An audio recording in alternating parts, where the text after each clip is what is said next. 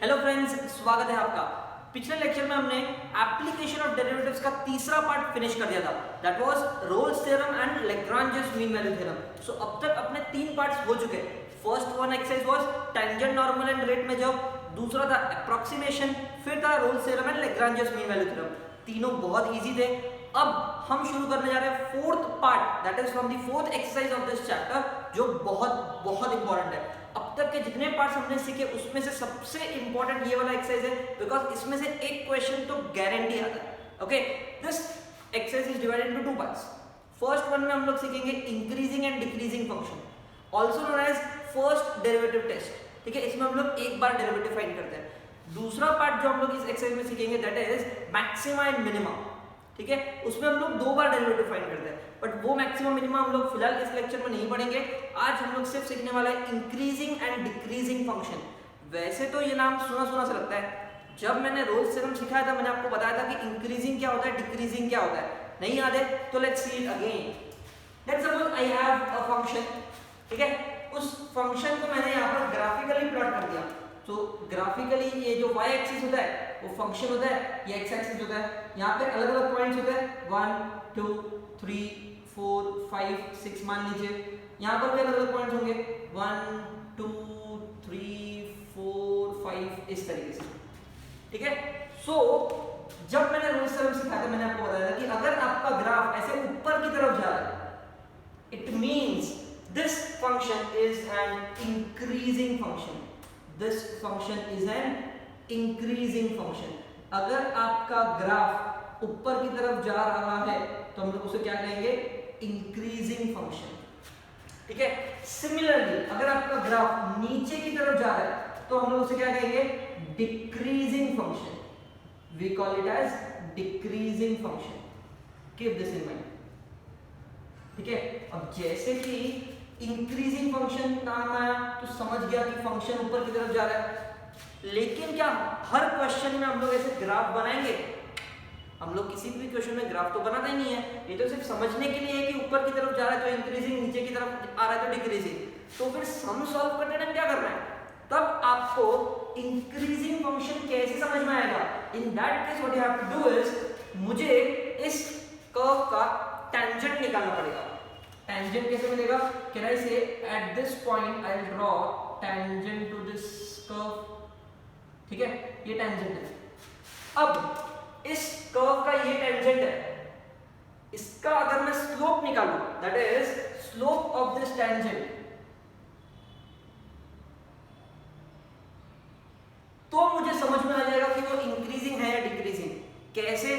बहुत सिंपल है। पहले स्लोप निकाल के देखते हैं कि कितना आता है। ओके, तो स्लोप निकालने के लिए क्या करें, इस टेंजेंट का अगर स्लोप निकालना है तो मैं काम करता हूं, I will draw a line which is parallel to this. इस लाइन से एक पैरेलल लाइन ड्रॉ करता हूं, मान लो यहां से लेके यहां तक। ठीक है, ये एक लाइन मैंने पैरेलल ड्रॉ कर दी।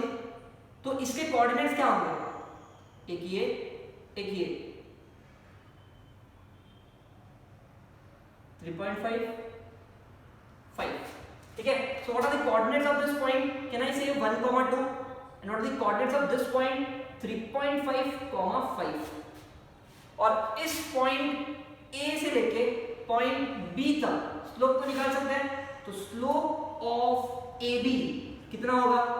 Can I say y2 minus y1 upon x2 minus x1, which is y2 कितना 5, y1 कितना 2, x2 कितना 3.5 minus x1 कितना 1।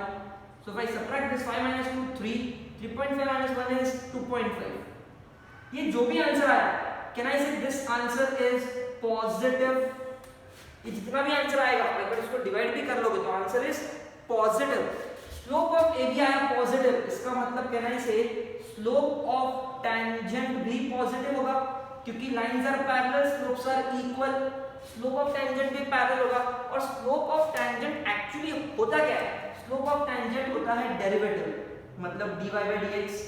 और डेरिवेटिव ऑफ y नहीं फाइंड कर रहे हम लोग यहाँ पे फंक्शन को सॉल्व कर रहे हैं। It means f dash of x लिख सकते हो, फंक्शन का derivative f dash of x होता है। सो फंक्शन का derivative f dash of x is positive. Positive मतलब ग्रेटर देन 0। करेक्ट। तो अगर आपका डेरिवेटिव का आंसर 0 से बड़ा आता है, अगर किसी भी फंक्शन के डेरिवेटिव का आंसर ग्रेटर देन 0 आता है, देन वी से it is increasing function. Easy ना, बहुत आसान है। क्या करना है, किसी भी फंक्शन का स्लोप ऑफ टेंजेंट निकालना है। स्लोप ऑफ टेंजेंट निकालना है मतलब f डैश ऑफ x निकालना है। अगर उसके डेरिवेटिव का आंसर पॉजिटिव आया, ग्रेटर देन 0 आया, ग्रेटर देन 0 मतलब पॉजिटिव आया, तो हम लोग बोलेंगे the function is an increasing function. इसका मतलब मुझे ग्राफ ड्रॉ करने की भी जरूरत नहीं है, आपको कोई तो फंक्शन दिया ही होगा क्वेश्चन में, उसका डेरिवेटिव निकाल लो। और डेरिवेटिव निकालना तो कितना इजी है, एक बार डेरिवेटिव निकालना है, ठीक है। और डेरिवेटिव यहाँ पर बहुत इजी वाला आता है, एकदम पॉलिनोमियल फंक्शन वाला, ठीक है। उसका डेरिवेटिव निकाल लिया, अगर आंसर पॉजिटिव आया, ग्रेटर देन 0 आया, तो क्या बोलेंगे, इंक्रीजिंग फंक्शन। तो अब आपको समझ गया होगा कि अगर डेरिवेटिव का आंसर लेस देन 0 आया, नेगेटिव आया, तो डिक्रीजिंग फंक्शन। नहीं प्रूव, अगर नहीं समझ में आ रहा तो मैं प्रूव करके दिखाता हूं कैसे और ऐसा क्यों। तो 1 2 3 4 5 1 2 3 4 5 6, ठीक है। अगेन डिक्रीजिंग फंक्शन को सॉल्व करने के लिए क्या करता हूं, मैं इस कर्व का भी टेंजेंट ड्रॉ करता हूं। सो मान लो कि ये टेंजेंट है, ठीक है। मुझे इस टेंजेंट का स्लोप फाइंड करना पड़ेगा, स्लोप ऑफ टेंजेंट। अब स्लोप ऑफ टेंजेंट फाइंड करने के लिए मैं कैनाई से एक पैरेलल लाइन ड्रॉ कर सकता हूं, इससे पैरेलल, तो इससे एक पैरेलल लाइन ड्रॉ कर लो, सेम पैरेलल, ठीक है। So at this point and at this point, इसके कोऑर्डिनेट्स क्या होंगे, 5, 1, इसके कोऑर्डिनेट्स क्या होंगे, 1, 6। Let this be point A, let this be point A, B। ये मैंने अप्रॉक्सीमेटली लिया है, ठीक है। अब एक्चुअली इसको A मत लो, ये पीछे की तरफ है, इसको B ले लो और इसको A ले लो, ठीक है, बिकॉज़ ये आगे की तरफ है, ये पीछे की तरफ है। So can I find the slope of AB? कैसे फाइंड करेंगे, y2 - y1 upon x2 - x1, ठीक है। अब स्लोप ऑफ AB फाइंड करने के लिए y2 कौन है, ये 1, y1 कौन है, ये 6, x2 कौन है, ये 5, x1 कौन है, ये 1। सो 1 - 6 कितना होता है, -5, 5 - 1 कितना होता है, 4। तो कैन आई से स्लोप ऑफ AB का जो भी आंसर आएगा डेसिमल में होगा तो वो नेगेटिव। अगर नेगेटिव होगा इसका मतलब कैन आई से स्लोप ऑफ टेंजेंट भी negative, slope of tangent is also negative. And slope of tangent actually क्या होता है, f डैश ऑफ x होता है। इसका मतलब dy/dx बोलो या फिर f डैश ऑफ x बोलो, उसका आंसर भी नेगेटिव, मतलब less than 0। So if your f dash of x is less than 0, it means the function is decreasing function. Prove हो गया, correct. So it's simple, increasing function, decreasing function, दो ही चीज हम लोग सीख रहे हैं आज। इंक्रीजिंग फंक्शन कब होता है, किसी भी फंक्शन का ग्राफ ड्रॉ करने की जरूरत नहीं है। ग्राफ ड्रॉ कर ले तो कोई भी बता देगा कि वो इंक्रीजिंग है कि डिक्रीजिंग है, दिखता है, ठीक है। लेकिन हम लोग ग्राफ थोड़ी ना ड्रॉ करने वाले, हम लोग सिर्फ पता करेंगे डेरिवेटिव फाइंड करके कि इंक्रीजिंग है कि डिक्रीजिंग। कैसे, फंक्शन दिया होगा, उसका डेरिवेटिव निकालो, ग्रेटर देन 0 आया, पॉजिटिव आया तो इंक्रीजिंग फंक्शन। फंक्शन दिया होगा, ये फंक्शन होता है, ठीक है। फंक्शन दिया होगा, उसका डेरिवेटिव निकालो, अगर नेगेटिव आंसर आया तो हम लोग बोलेंगे decreasing function. It's that simple, okay. तो यहाँ पर मैंने सिर्फ आपको समझा दिया है कि उसका ग्राफिकल रिप्रेजेंटेशन कैसे होता है और कंसेप्चुअली इंक्रीजिंग डिक्रीजिंग फंक्शन का मीनिंग क्या है। सम सॉल्व करना तो बहुत आसान है। Let's start with the questions now. Now let's start with questions on increasing decreasing function. Exercise 2.4 का फर्स्ट क्वेश्चन स्टार्ट करते हैं, बहुत इजी है, देख लेना। Test whether the following functions are increasing और डिक्रीजिंग। मुझे पता है इंक्रीजिंग कब होता है, जब फर्स्ट डेरिवेटिव का आंसर पॉजिटिव आएगा, ग्रेटर देन 0 आएगा। और डिक्रीजिंग कब होता है, जब फर्स्ट डेरिवेटिव का आंसर नेगेटिव आएगा, मतलब less than 0। Let's start. I will start with the second question of question number 1। First question मैंने आपके लिए रखा है बिकॉज़ बहुत इजी है वो, तो मैं सीधा सेकंड क्वेश्चन स्टार्ट करता हूं। यहां पर गिवन f of x कितना, given f of x is equals to 2 - 3x plus 3x square minus x cube। मुझे क्या निकालना है, derivative. So f dash of x क्या होगा, 2 का डेरिवेटिव 0, इसका -3, इसका 6x, इसका 3x square। So f dash of x is equals to, अगर इसको मैं प्रॉपर स्टैंडर्ड फॉर्मेट में लिखूं तो x square आगे होना चाहिए प्लस 6x माइनस 3। इसमें से 3 कॉमन आ सकता है, मैं तो बोलता हूं माइनस भी कॉमन ले लो, बिकॉज यहाँ पर देखो फिर क्या बचेगा एक्स स्क्वायर, 6 में से 3 कॉमन लिया तो 2 बचेगा बिकॉज 3 टू जा -2x लिखूंगा मैं। क्यों -2x? बिकॉज माइनस कॉमन लिया ना तो प्लस का नेगेटिव हो जाएगा, minus becomes plus because minus common है और ये आएगा 1। अब ये क्या बन गया? ये बन गया x माइनस 1 का होल स्क्वायर का फॉर्मूला। देखो x square minus 2ab 2x plus 1 का स्क्वायर 1, ठीक है, x माइनस 1 का whole square. So f dash of x का जो आंसर आया वो क्या आया? नेगेटिव आया कि पॉजिटिव आया? नेगेटिव आया। कैसे? इस पर डिपेंड नहीं करेगा, क्या करेगा ना, लेकिन ये क्या है, पूरा का पूरा होल स्क्वायर है और कभी भी होल स्क्वायर नेगेटिव नहीं होता। मतलब अगर मैं सिर्फ इस वाले टर्म की बात करूं, सिर्फ इस वाले टर्म की, तो ये हमेशा पॉजिटिव होगा, and positive into negative answer is negative. और अगर आंसर नेगेटिव है इसका मतलब डिक्रीजिंग फंक्शन होगा। तो आपको सिर्फ यहां पर लिखना पड़ेगा हियर x minus 1 का whole square is always positive except at x equals to 1। सिर्फ x equals to 1 पे वो पॉजिटिव नहीं होगा, पता है क्यों? क्योंकि 1 minus 1 0, 0 का स्क्वायर 0 होता है, वो पॉजिटिव नहीं होता। तो मैंने accept at x equals to 1 लिख दिया। अब ये हमेशा पॉजिटिव, अगर ये हमेशा positive, therefore f dash of x will always be negative, और always be negative इसका मतलब it always be less than 0, correct? Because negative into positive is negative and it is always less than 0। इसका मतलब आप लिख सकते हो last line that the given function is decreasing function for all x belongs to real numbers where x is not equals to 1। ऐसा भी लिख देना कि x equals to 1 पे हम लोग प्रेडिक्ट नहीं कर सकते बिकॉज x equals to 1 पे वो 0 हो जाएगा, 0 into anything is 0, तब वो नेगेटिव नहीं आएगा। तो मैंने यहाँ पर वो डिस्कार्ड कर दिया कि x equals to 1 मत लेना, बाकी कोई भी वैल्यू ले लो, ये हमेशा नेगेटिव ही आएगा, which is less than 0 मतलब decreasing function. So easy, derivative निकाल लिया और सिर्फ इसको इंटरप्रेट करना है कि भाई पॉजिटिव है या नेगेटिव है, नहीं करना है पूरे सम में। Okay, so I start with third question now. It says what f of x equals to x minus 1 upon x, और यहां पर उन्होंने पहले से दे दिया x not equal to 0 because इधर 0 आ गया तो ये अनडिफाइंड हो जाएगा ना। चलो, सो f of x is what x minus 1 upon x, तो इसका डेरिवेटिव क्या होगा? x का डेरिवेटिव 1 माइनस 1 upon x का derivative minus 1 upon x square, तो ये क्या हो गया 1 प्लस 1 अपॉन x स्क्वायर हो गया, सही है।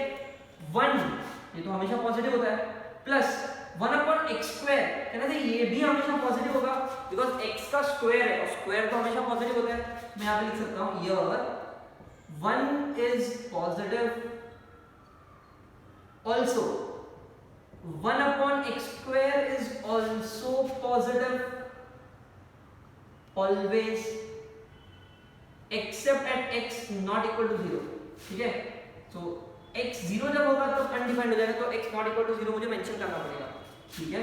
therefore can I say f dash of x is positive where f dash of x is always greater than 0, ये हमेशा greater than 0 होगा because 1 plus positive पॉजिटिव ही आने वाला है। therefore the given function is an increasing function for all x belongs to real numbers for all values of x except at x not equal to 0। सिर्फ x 0 नहीं हो सकता, बाकी कोई भी वैल्यू पे ये हमेशा इंक्रीजिंग फंक्शन होगा। I hope the answer is clear with you. Question number 1 के 2 क्वेश्चन मैंने कर लिए, एक क्वेश्चन बहुत इजी है वो आप कर लोगे। सो राइट दिस डाउन और take a screenshot of this. Now let's move to second question which says that find the values of x for which the following functions are increasing। अब जब भी ऐसा कोई क्वेश्चन आएगा इसका मतलब जो क्वेश्चन वो लोग ने दिया है वो ऑलवेज इंक्रीजिंग फंक्शन है। अगर वो इंक्रीजिंग फंक्शन है मतलब कहने से उसका डेरिवेटिव जो होगा वो ग्रेटर देन 0 होगा, हर बार उसका डेरिवेटिव क्या होगा ग्रेटर देन 0 होगा। तो अगर आपको क्वेश्चन में ही दिया है कि वो इंक्रीजिंग है then use this derivative is greater than 0 और उसको जब सॉल्व करोगे, इस इक्वेशन को जब सॉल्व करोगे आपको x का वैल्यू मिल जाएगा। ठीक है, अब वो कैसे, let's start with the first question. क्या दिया देखो, f of x is equals to 2x cube minus 3x square minus 12x plus 6। एक पॉलिनोमियल फंक्शन दिया है, पर मैंने आपको बताया था इंक्रीजिंग डिक्रीजिंग फंक्शन में ज्यादातर पॉलिनोमियल फंक्शंस ही आते हैं।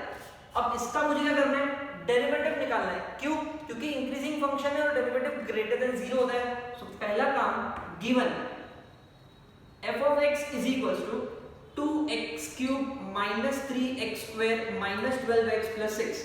सो f dash of x क्या आएगा, 3 नीचे, तो 6x square minus 6x minus 12 plus 0। इसमें से अगर मैं 6 कॉमन ले लूं तो x square minus x minus 2 आएगा। ये तो क्वाड्रेटिक है, जिसको सॉल्व कर सकते हैं। x square minus 2x plus x minus 2, minus 2 plus 1 is minus 1, 2 1s are 2 होता है, ठीक है। सो 6 into x common x minus 2, 1 common x minus 2, so your answer will be x minus 2 और x plus 1। so यहां पर मुझे f dash of x क्या मिला, 6 into दो फैक्टर्स मिले। आपको हर बार जब जब ऐसा कुछ क्वेश्चन आया, find the value of x, find the value of x, तब सिर्फ डेरिवेटिव निकाल के नहीं छोड़ना है, उस इक्वेशन को फैक्टराइज भी कर दो, ठीक है। चलो फैक्टराइज तो कर दिया, लेकिन क्वेश्चन में क्या दिया है, given that function is increasing। अब यहां से एक बहुत इंपॉर्टेंट स्टेप शुरू होता है, वेरी वेरी इंपॉर्टेंट, ठीक है। given that function is increasing, therefore f dash of x will be greater than 0। और f dash of x है कौन, ये वाला, तो मैं लिखूंगा 6 into x minus 2 x plus 1 will be greater than 0। अब ये 6 तो कांस्टेंट है, इसको डिवाइड कर दूं, अगर इसको मैं डिवाइड कर दूं तो क्या बचेगा, x minus 2 into x plus 1 is greater than 0। this is what is left out। लेकिन मुझे x का आंसर किधर मिला, मैंने तो आपको बोला था जब आप ये इक्वेशन को सॉल्व करोगे आपको x का आंसर मिल जाएगा। हाँ मिल जाएगा, ये दो फैक्टर्स मिला है ना। अब इस दो फैक्टर को जब 0 के साथ इक्वेट करेंगे तो आंसर मिलेगा x का, कितना मिलेगा, x equals to 2, x equals to minus 1। गलत, ये तो हम लोग क्वाड्रेटिक इक्वेशन में करते थे, तब यहाँ पर इक्वल टू 0 होता था। अब यहाँ पर इक्वल टू 0 नहीं है, ये ग्रेटर देन 0 है, और ग्रेटर देन 0 मतलब कोई भी आंसर हो सकता है, यहाँ पर कोई भी नंबर हो सकता है। तो फिर ये सब सॉल्व कैसे करने का, बहुत आसान है। ग्रेटर देन 0 मतलब पॉजिटिव, ग्रेटर देन 0 मतलब पॉजिटिव।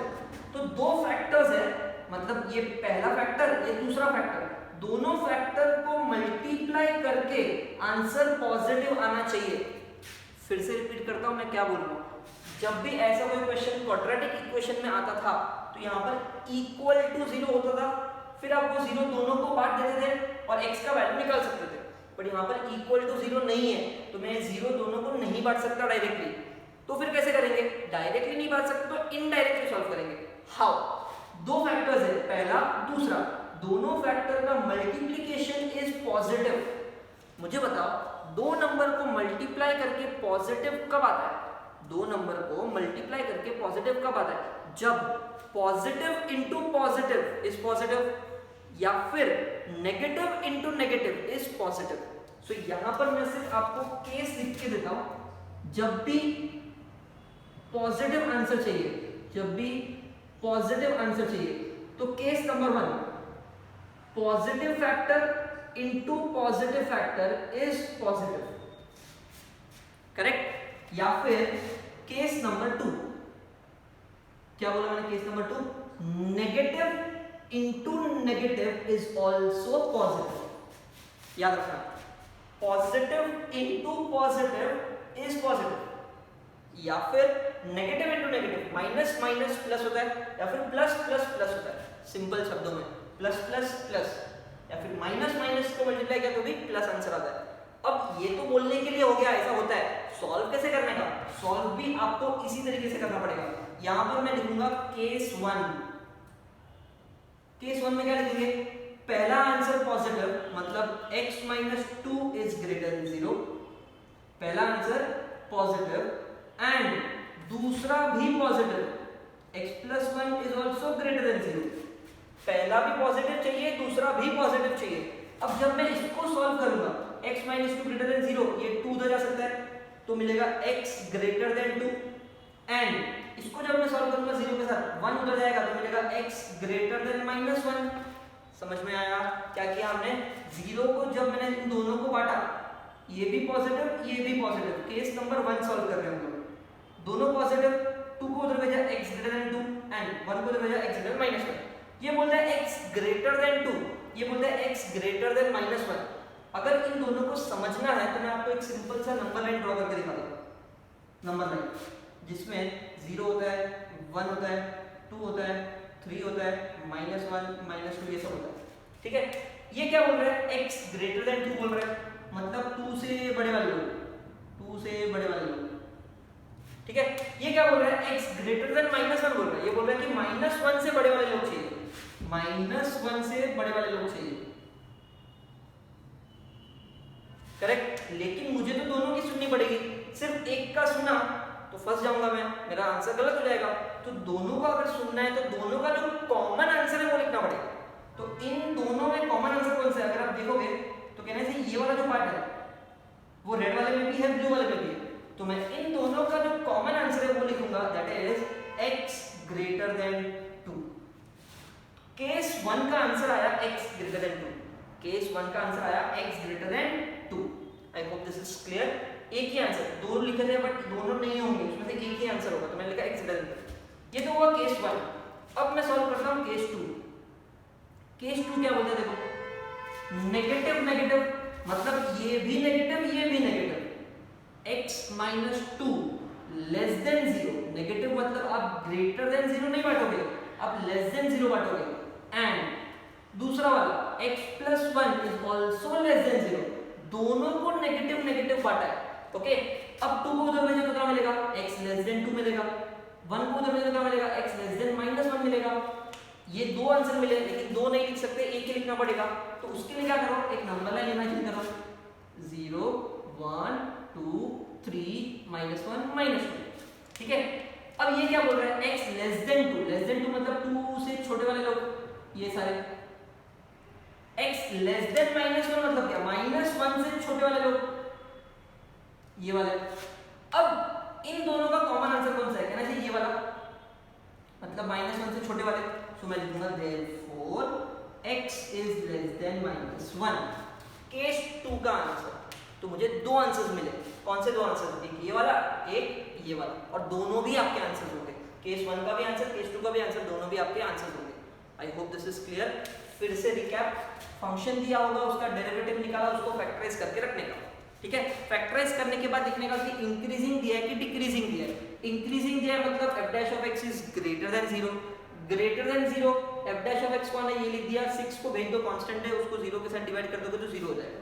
अब दो फैक्टर्स है, मल्टीप्लाई करके पॉजिटिव आंसर चाहिए। दो लोगों को मल्टीप्लाई करके पॉजिटिव कब मिलता है? प्लस प्लस इज प्लस, या फिर माइनस माइनस को मल्टीप्लाई करके भी प्लस मिलता है। तो यहाँ पर दो केसेस बनते हैं, केस 1 केस 2। ठीक है, केस 1 में इसको भी पॉजिटिव लेने का, इसको भी पॉजिटिव लेने का। इसको पॉजिटिव लिया, सॉल्व किया, इसको पॉजिटिव लिया, सॉल्व किया, दो आंसर मिले। अब दोनों का जो कॉमन आंसर है वो लिख दो। ठीक है, सिमिलरली वो केस 2, इसको नेगेटिव लिया, इसको भी नेगेटिव लिया, because minus into minus is also positive. इसको सॉल्व किया, दो का जो कॉमन आंसर है वो लिख दिया। सो यहाँ पर क्वेश्चन क्या होता था? Find the values of x for which the following functions are increasing. तो कौन से x के वैल्यूज पे ये इंक्रीजिंग फंक्शन है? Can I write the final answer? Therefore for x greater than 2 and x less than -1, the given function is increasing. The given function is increasing. I hope the answer is clear. बहुत आसान है. Okay, चलो. Now I'll start with the second question. What you can do is, ये आप बाद में copy कर लो चलेगा. पहले मैं second question खत्म कर देता हूँ. ठीक है? f of x is equals to, ये कुछ तो फंक्शन दिया है. अपना पहला काम क्या होना चाहिए? डेरिवेटिव निकालो। सो f dash of x is equals to, इसका डेरिवेटिव 0, इसका 3, इसका 6x, इसका 3x स्क्वायर। ठीक है, तो अगर इसको मैं प्रॉपर फॉर्मेट में लिखूं तो x स्क्वायर आगे लिखूंगा, फिर x लिखूंगा, फिर ये लिखूंगा, 3 common, x square minus 2x minus 1। Okay, sorry ये प्लस था तो ये प्लस होगा। Okay, minus 2, so 3 into x minus 1 the whole square। so f dash of x तो ये लो डायरेक्टली फैक्टराइज हो गया और एक ही फैक्टर मिला, कौन सा? x minus one the whole square. अब क्वेश्चन में क्या दिया है, the function is increasing, given the function is increasing, therefore f dash of x should be greater than 0, therefore ये जो आंसर मुझे मिला it will be greater than 0, 3 को डिवाइड कर दो, x minus 1 the whole square is greater than 0। अब ये बोलने की जरूरत है क्या, किसी का भी स्क्वायर वैसे भी पॉजिटिव होता है, और यहाँ पर मुझे दो फैक्टर्स नहीं मिला है, एक ही फैक्टर मिला है, यहाँ पे दो फैक्टर्स मिले थे, इसलिए plus into plus plus minus into minus plus किया था हमने, बट यहाँ पे जो एक ही फैक्टर मिला है तो मैं क्या प्लस प्लस और माइनस माइनस करूँ, एक ही फैक्टर है, तो कहना है इसे x का कौन सा वैल्यू होना चाहिए जिसके लिए ये जो आंसर है वो पॉजिटिव आएगा। मैं तो बोलता हूँ कोई भी ले लो, कोई भी ले लो, जैसे कि करो 5 ले लिया, 5 माइनस 1 4, 4 का स्क्वायर 16 पॉजिटिव आया ना, चलो 10 ले लो, 10 माइनस 1 9, 9 का स्क्वायर पॉजिटिव आया। अच्छा माइनस में लेते हैं, ठीक है, अगर मैं माइनस 3 लेता हूँ, माइनस 3 माइनस 1 माइनस 4 और माइनस 4 का स्क्वायर ऑल्सो पॉजिटिव, तो x का कोई भी वैल्यू ले लो, 0 भी लेना तो भी फर्क नहीं पड़ेगा, 0 माइनस 1 माइनस 1 का स्क्वायर 1, कोई भी वैल्यू ले लो, आंसर हमेशा पॉजिटिव आने वाला है। तो केनाई से यहाँ पर मैं दो केस सॉल्व नहीं करूंगा, यहाँ पे लिखूंगा for all values of x belongs to real numbers, real number मतलब कोई वैल्यू चलेगा, ठीक है, this will be positive except, मैंने आपको ये क्वेश्चन नंबर 1 में भी बताया था, except at x equals to 1, क्योंकि जब x 1 होगा 1 माइनस 1 0 हो जाएगा और 0 का स्क्वायर 0 होता है, एंड 0 ग्रेटर देन 0 नहीं हो सकता, ठीक है, तो सिर्फ जब x का वैल्यू 1 होगा तब ये नहीं चलेगा, तब ये फंक्शन इंक्रीजिंग नहीं होगा क्योंकि ग्रेटर देन 0 नहीं आएगा, लेकिन बाकी सारे वैल्यूज पे ये इंक्रीजिंग ही आएगा, ग्रेटर देन 0 आएगा, तो मैं लिखूंगा therefore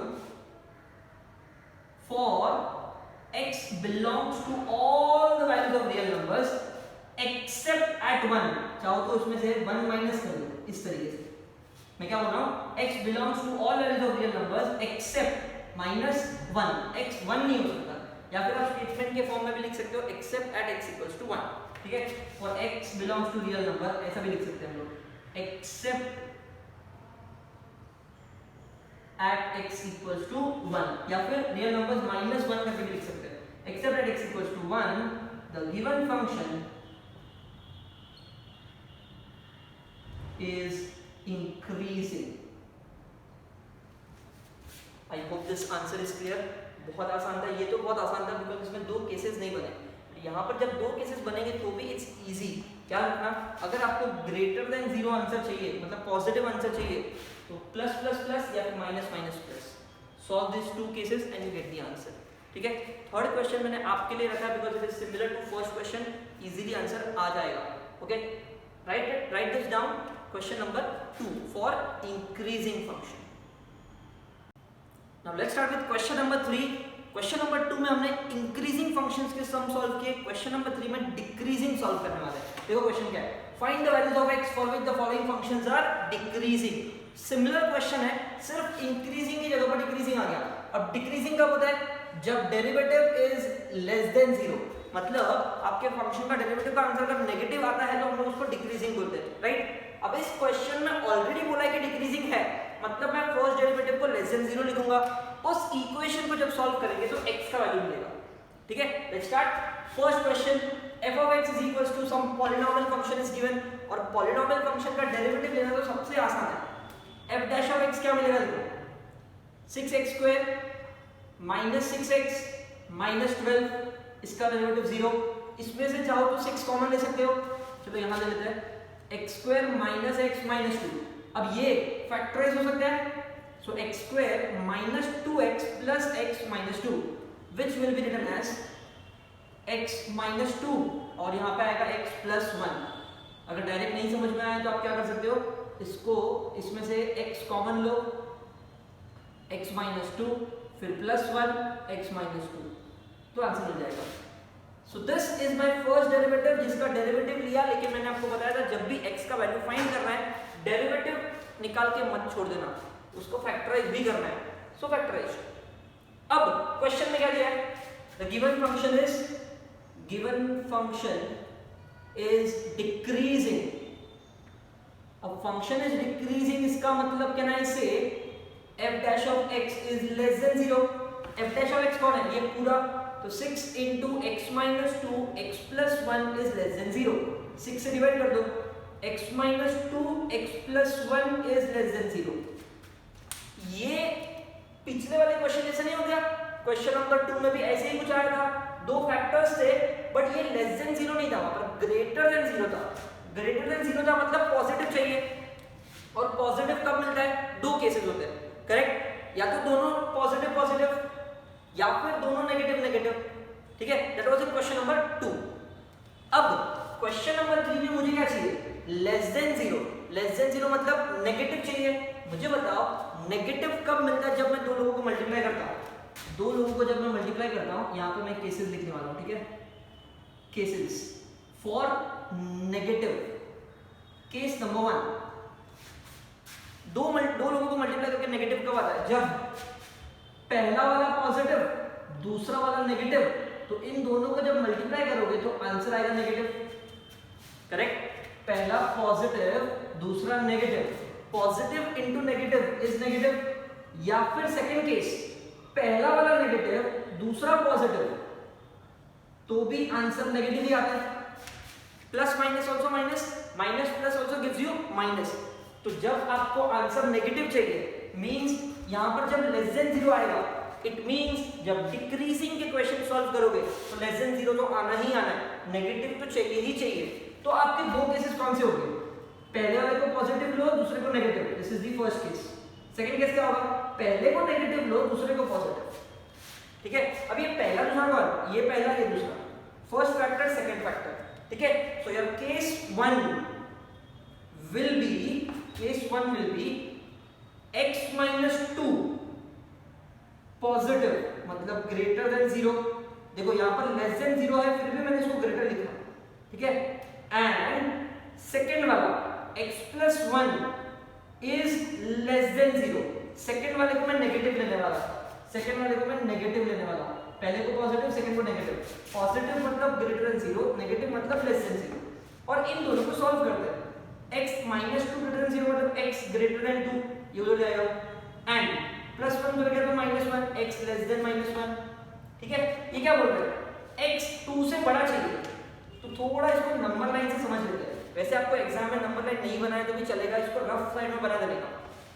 0 1 2 3 -1 -2. ये बोल रहा है x ग्रेटर देन 2 चाहिए. ग्रेटर देन 2 मतलब 2 से बड़ा चाहिए. ये बोल रहा है लेस देन -1 चाहिए, मतलब -1 से छोटा चाहिए. अब इन दोनों में जो कॉमन चीज है क्या? कॉमन रीजन है क्या? क्वेश्चन नंबर 2 में मैंने आपको बताया कि दो डायग्राम जब बनाओगे, इसको और इसको जब एक्चुअली नंबर लाइन पे बनाओगे तो कुछ तो कॉमन आता है शेडिंग, पर यहाँ पर कुछ भी कॉमन नहीं आ रहा है. ये बोल रहा है 2 से बड़ा, ये बोल रहा है -1 से छोटा, ये बोल रहा है इंडिया, ये बोल रहा है पाकिस्तान. तो ऐसा जब कुछ आएगा तो इन दोनों में से कोई भी कॉमन रीजन नहीं होगा. कॉमन रीजन नहीं होगा मतलब इसका कोई आंसर ही नहीं होगा. ठीक है, there is no common region. तो आप लिख सकते हो नो कॉमन रीजन. ठीक है, तो इसका कोई भी आंसर नहीं है. इस वाले केस में ऐसा कोई आंसर नहीं आएगा. देखते हैं सेकंड वाले केस में आंसर आता है कि नहीं. सेकंड केस क्या था? Case number 2. केस नंबर 2 क्या है? पहला नेगेटिव दूसरा पॉजिटिव. पहला नेगेटिव, ये वाला negative, x minus 2 less than 0, and दूसरा पॉजिटिव मतलब x plus 1 greater than 0. इसको सॉल्व कैसे करेंगे? -2 को वहां पे मतलब x less than 2 एंड +1 वहां पे तो -1 हो जाएगा. x less than 2 x greater than -1 number line पे प्लॉट करके देखते हैं. 0 1 2 3. ठीक है, ये बोल रहा है less than 2 less than 2 less than 2. तो ठीक है भाई, लेस देन 2 ले लो इसको. ये बोल रहा है ग्रेटर देन -1, ग्रेटर देन -1 से बड़ा बड़ा बड़ा बड़ा. नाउ टेल मी, इन दोनों में ऐसा कोई रीजन है जो कॉमन है? दोनों में, दोनों को खुश करेगा? हाँ है ना. कहां से लेके कहां तक? कहना से इस पॉइंट से लेके इस पॉइंट तक रेड भी है ब्लू भी है, बाकी में सिर्फ रेड है सिर्फ ब्लू है. ठीक है, so what is the answer? Answer will be x should be greater than -1. वो -1 से तो बड़ा होना चाहिए लेकिन वो 2 से छोटा होना चाहिए. मतलब योर x का रेंज इज फ्रॉम -1 से लेके 2 तक। x बिलोंग्स फ्रॉम -1 से लेके 2 तक, इतना ही होना चाहिए। I hope this is clear.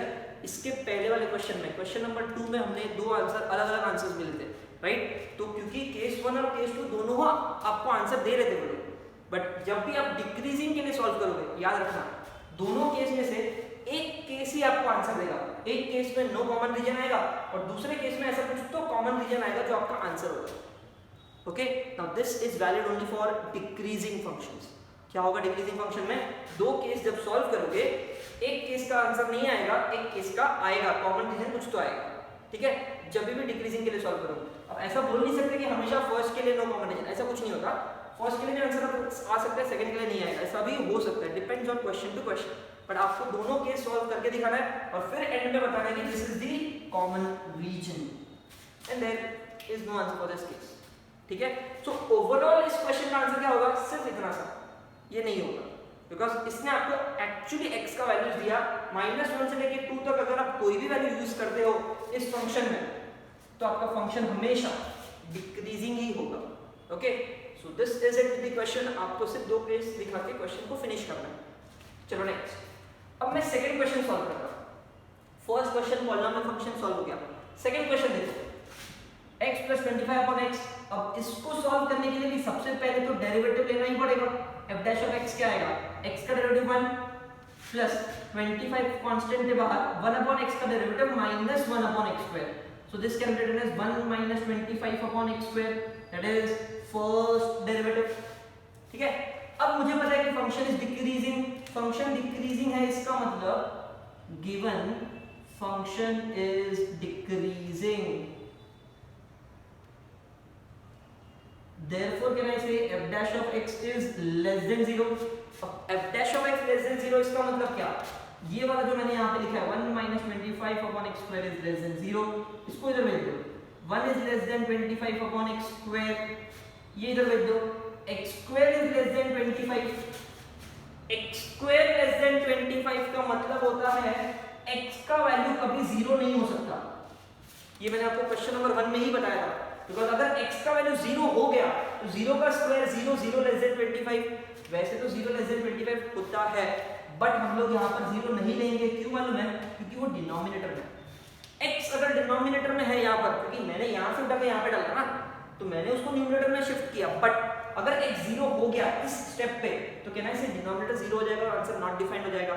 इसीलिए जब भी आप ये स्टेप करोगे, x को यहाँ भेजोगे, तो यहाँ पे लिख देना कि x का वैल्यू 0 नहीं है, तो आप आराम से इसको भेज सकते हो। क्योंकि अगर x का वैल्यू 0 है, ये नॉट डिफाइंड हो गया, और फिर आप बोलते हो कि नहीं मैंने 0 को इधर भेज दिया, नहीं चलेगा। Okay, so this step is valid. x को यहाँ भेज सकते हो, बट लिख देना कि x का वैल्यू 0 नहीं है। अब इसको कैसे सॉल्व करें? अरे बहुत इजी है। क्या कर सकते हो पता है? आप 25 को 5² लिख सकते हो, बट उससे पहले मैं चाहूंगा कि 25 को इधर ले लो, इस तरीके से। अब 25 कैन बी रिटन एज 5 का square. This is what? a² - b², which is a minus b, a plus b। क्या आपको दो फैक्टर्स मिल गए? यहाँ पे भी दो फैक्टर्स मिले थे, याद करो। सेम यहाँ पर भी मिला, ठीक है? अब दो फैक्टर्स मिला है, दोनों का मल्टीप्लिकेशन इज लेस देन 0। दोनों का मल्टीप्लिकेशन लेस देन 0 मतलब दोनों का मल्टीप्लिकेशन नेगेटिव। दोनों का मल्टीप्लिकेशन नेगेटिव मतलब दो केसेस होंगे, दो केसेस को सॉल्व करना पड़ेगा। केस नंबर 1, केस नंबर 1 क्या है? पहला पॉजिटिव दूसरा नेगेटिव, पहला पॉजिटिव दूसरा negative, x - 5 greater than 0 and x plus 5 less than 0, negative. ये उधर भेज दो। x greater than 5 and x less than -5। x greater than 5 मतलब 5 से बड़ा, less than -5 मतलब -5 से छोटा। सो कैन आई से इसका अगर मैं नंबर लाइन प्लॉट भी करूं 1 2 3 4 5, ग्रेटर देन 5 मतलब इधर इधर इधर इधर इधर 1 2 3 4 -5, लेस देन -5 मतलब इधर इधर इधर इधर। तो इसका कहना है नो कॉमन रीजन आएगा, नो रीजन, या फिर लिख सकते हो नो वैल्यूज ऑफ x। फिर मैं सॉल्व करूंगा केस नंबर 2। अब ये मुझे आंसर देगा, देखो क्या देगा?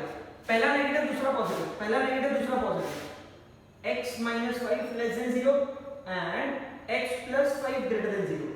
पहला नेगेटिव दूसरा पॉजिटिव, -5 वहां गया, x less than 5, ठीक है, and +5 और क्या x ग्रेटर देन -5। अब ये क्या बोल रहा है? दिस सेज दैट -5, ठीक है। ये बोल रहा है x लेस देन 5 मतलब कहना है इसे यहां से लेके यहां तक सब हो सकता है, ये सब कुछ लेस देन 5 होता है। और ये बोल रहा है ग्रेटर देन -5 मतलब -5 से बड़े वाले लोग सब। अब दोनों में कॉमन कौन है? -5 से लेके 5 तक। सो मैं आंसर लिख सकता हूं x बिलोंग्स टू -5 से लेके 5 तक, ठीक है। लेकिन एक चीज याद रखना, मैंने यहां पर लिख के रखा था 0 का आंसर नहीं हो सकता, मतलब at 0 this question is invalid.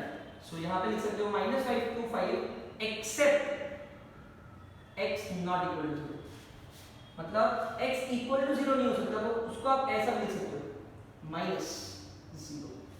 ये मैंने आपको क्वेश्चन नंबर 1 में बताया था कि आप ऐसे भी आंसर्स लिख सकते हो। Okay, I hope both this question are clear. याद रखना डिक्रीजिंग फंक्शन आएगा तो दो केसेस होंगे, इंक्रीजिंग में भी दो केसेस होंगे, बट दोनों के केसेस अलग है। इंक्रीजिंग में क्या होता है प्लस प्लस प्लस या फिर माइनस माइनस प्लस, डिक्रीजिंग में क्या होता है plus minus gives you minus या फिर minus plus gives you minus, ठीक है। Now do one thing, make a note of both this questions. Third question, first और सेकंड मैंने सॉल्व कर लिया, थर्ड क्वेश्चन आप लोग के लिए सॉल्व करना है, बहुत सेम है, मतलब बहुत इजी है, same as this. Okay, do write this and solve the third one. Now let's move ahead. Question number 4, 5 and 6. All three questions are similar questions. उसमें एक क्वेश्चन दिया है फंक्शन के फॉर्म में, ओके, और फिर बोला है कि solve it for increasing and solve it for decreasing. Same function को आपको इंक्रीजिंग और डिक्रीजिंग दोनों के लिए सॉल्व करना है। तो मतलब जो क्वेश्चन नंबर 2 और क्वेश्चन नंबर 3 हमने अलग अलग सॉल्व किया था, क्वेश्चन 2 इंक्रीजिंग के लिए सॉल्व किया, क्वेश्चन 3 डिक्रीजिंग के लिए सॉल्व किया, अब वो दोनों साथ में आ गए एक ही क्वेश्चन में। So all three questions are similar. मैं उसमें से 6th question solve करता हूँ because 4th and 5th are polynomial function, बहुत easy है। Okay, so 6th question solve करते हैं।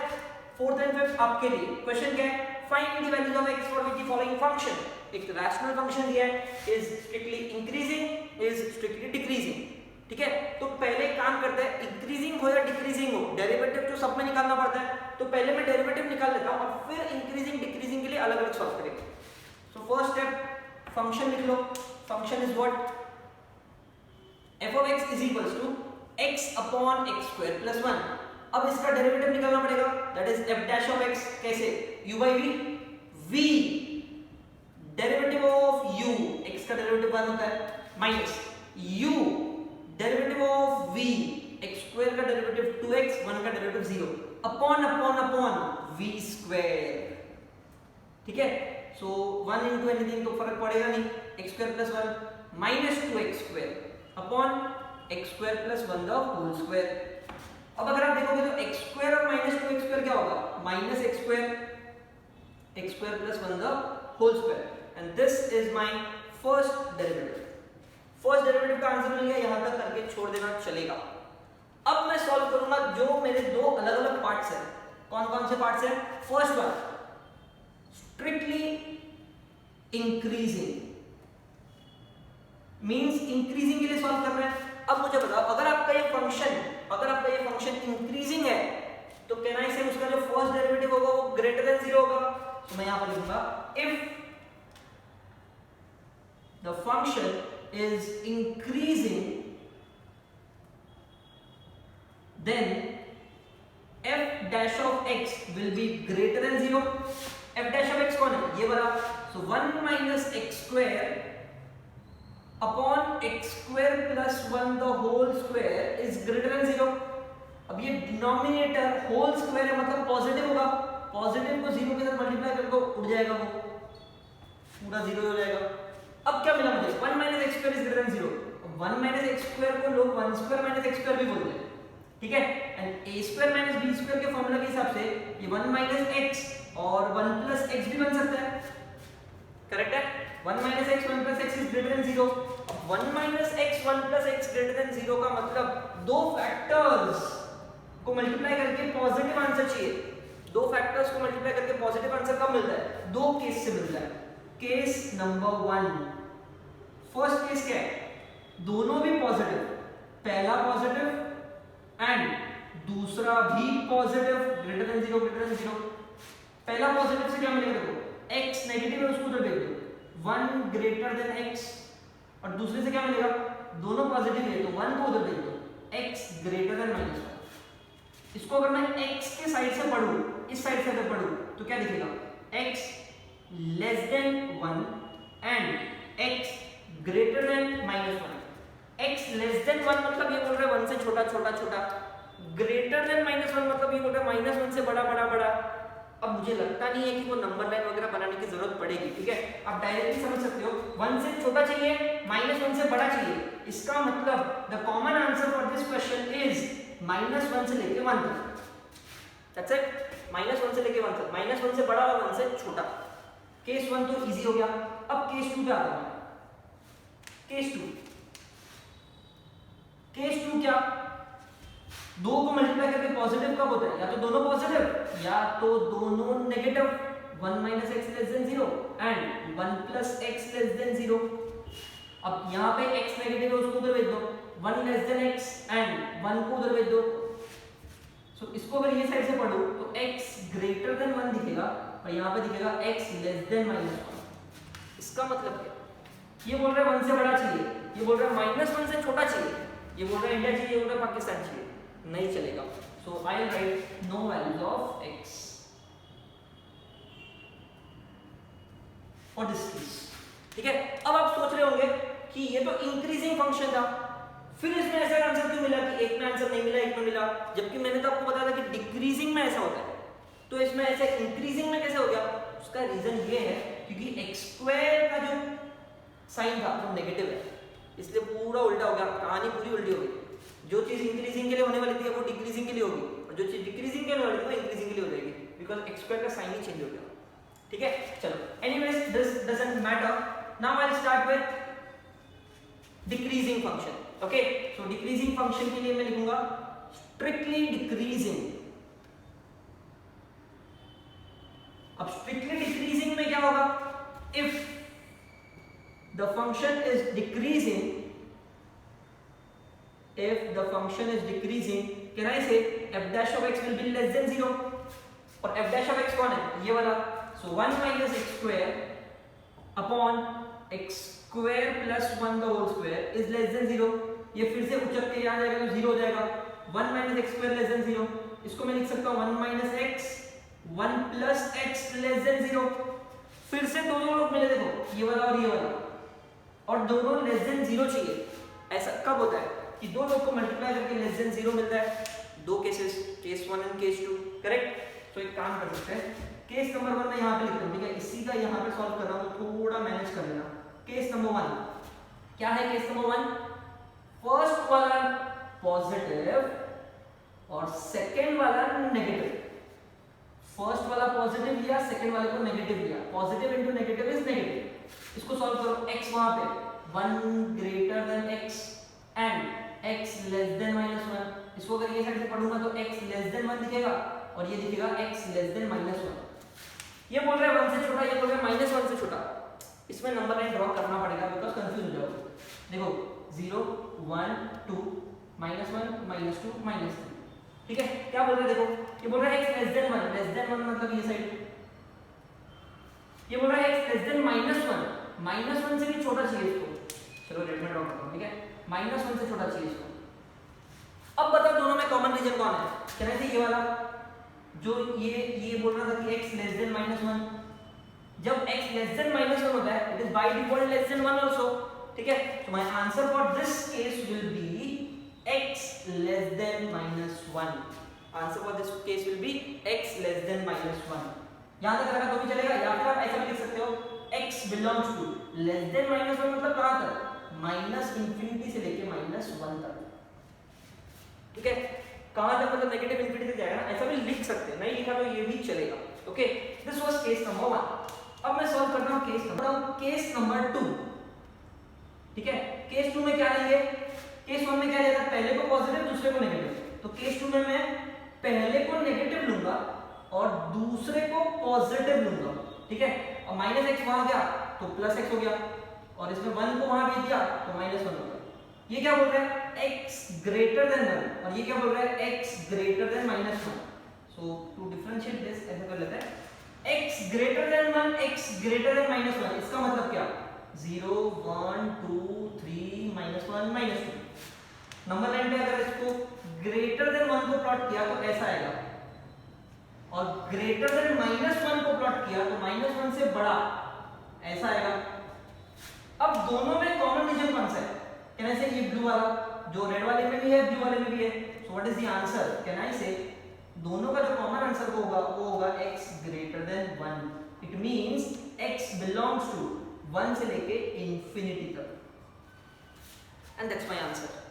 Okay, so case 1 case 2 increasing के लिए भी आया, डिक्रीजिंग के लिए भी आया। दो फैक्टर्स मिलेंगे, जब जब दो फैक्टर्स मिलेगा दो केसेस बनना ही बनना है। Okay, but I hope you have understood कि दो केसेस कैसे सॉल्व करते हैं। Very very important. Okay, both this cases. एक और चीज, ये केसेस के बारे में आप और पढ़ने वाले हो जब हम लोग लीनियर प्रोग्रामिंग वाला चैप्टर सीखेंगे। इनइक्वालिटीज वाला जो चैप्टर होता है उसमें ऐसे केसेस और बनते हैं, ठीक है। बट इंक्रीजिंग डिक्रीजिंग फंक्शन में I guess that's more than enough कि इतना आपको समझ गया कि कैसे आंसर फाइंड करना है। चलो, so I have completed with question number 6। Fourth and fifth आपके लिए because it is similar to this one. Okay, now take a screenshot of this. Now I'll start with seventh question, which is again based on increasing and decreasing function. Okay, आज हम लोग increasing decreasing के सारे question solve कर लेंगे। Question 7, show that f of x एक function दिया है is increasing in some interval and decreasing in some interval। मतलब ये हमको भी increasing के लिए भी सॉल्व करना है, decreasing के लिए भी सॉल्व करना है। Let's start। सबसे पहले तो फंक्शन लिख लेते हैं। Function is 3x plus 1/3x। अब मुझे क्या करना पड़ेगा? इसका डेरिवेटिव निकालना पड़ेगा। So f dash of x क्या आएगा? ये 3 आएगा, 1/3 कांस्टेंट बाहर ले लो, और 1/x का derivative -1/x²। So this can be written as minus बाहर 3 - 1/3x²। This is my first derivative, ठीक है। फर्स्ट डेरिवेटिव मिल गया, लेकिन मुझे क्या चेक करना है? मुझे ये चेक करना है कि ये इंक्रीजिंग और डिक्रीजिंग है कि नहीं इन दिस इंटरवल। उसके लिए क्या करोगे? पहला अजम्पशन ले लो। फर्स्ट अजम्पशन के लिए मैं लूंगा फंक्शन इज इंक्रीजिंग। अब मैं इंक्रीजिंग के लिए सॉल्व कर रहा हूं, ठीक है। Function is increasing. अब फंक्शन इज इंक्रीजिंग इसका मतलब first derivative will be greater than 0। Simple सी बात है। फर्स्ट डेरिवेटिव ग्रेटर देन 0 का मतलब क्या होता है?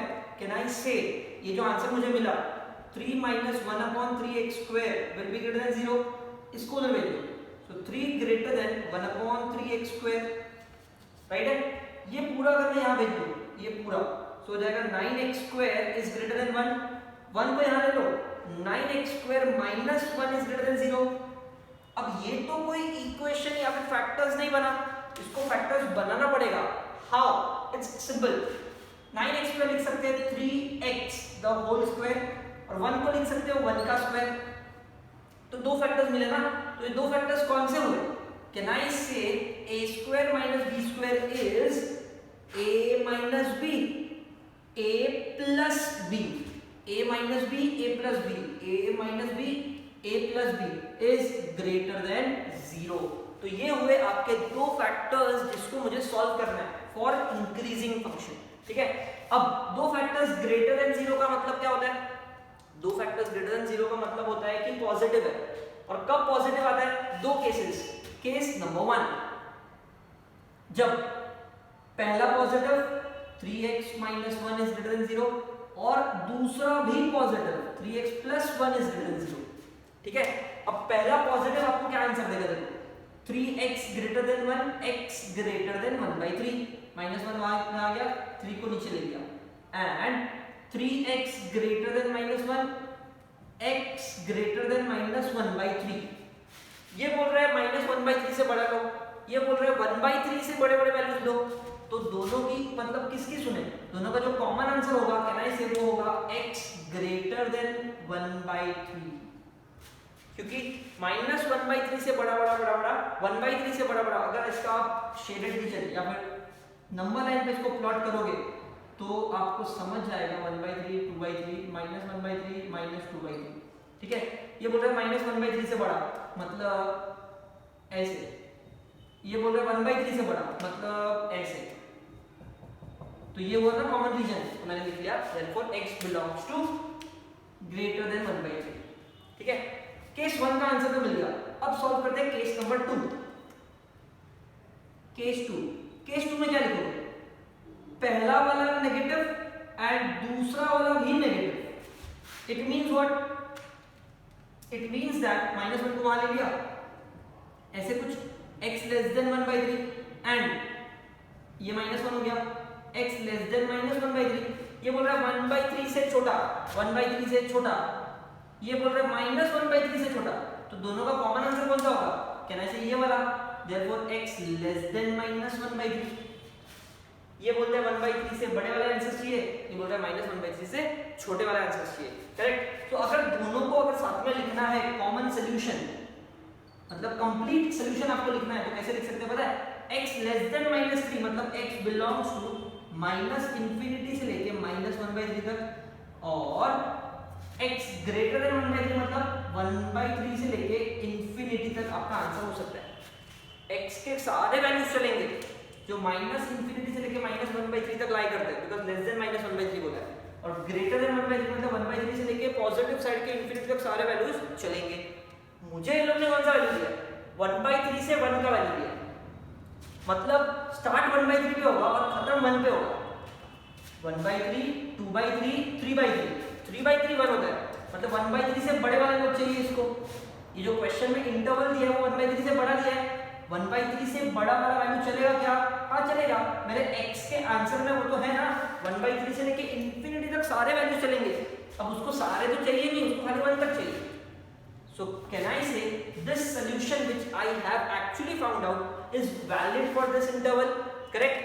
So यहाँ पर सिर्फ आपको एक statement लिखना है, therefore the function is increasing, function is increasing in 1/3, 1। सिर्फ इतना ही आपको लिखना है कि इस वाले इंटरवल में क्या मेरा आंसर वैलिड है, जो मुझे x का आंसर मिला उसके लिए क्या ये इंक्रीजिंग है, हाँ है, बिकॉज मेरे सोल्यूशन में ये वैल्यूज आते हैं, ठीक है। तो this some is what I have solve for increasing, same चीज आपको डिक्रीजिंग के लिए सॉल्व करना है, आंसर मिलेगा आपको ऐसा कुछ, फिर डिक्रीजिंग का आंसर मिलने के बाद आपको चेक करना है कि ये जो इंटरवल उन लोगों ने दिया है क्या वो आपके आंसर में लाई करता है, अगर करता है तो सही है, डिक्रीजिंग है और आंसर आएगा, don't worry. Okay, so increasing is what I have done, decreasing is what you have to solve, same process। चलो, now I'll start the last question on increasing and decreasing function, that is question number 8।